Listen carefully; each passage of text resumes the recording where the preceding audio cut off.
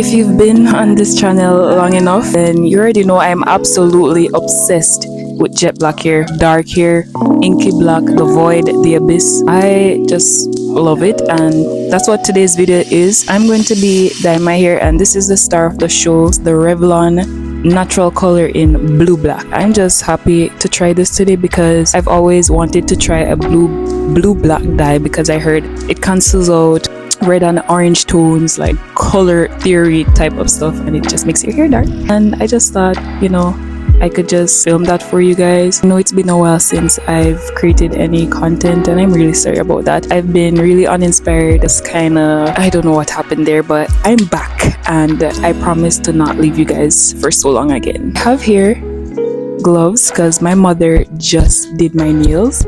See here, has a bow. Can you see it?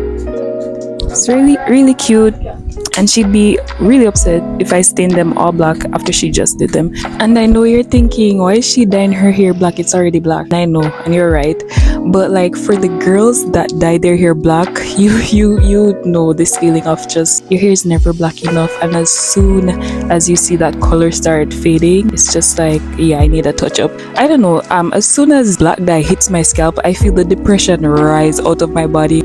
I got 4 boxes.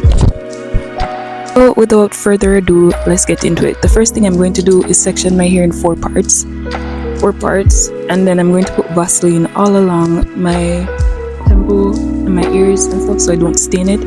Put the gloves on, and then we'll start.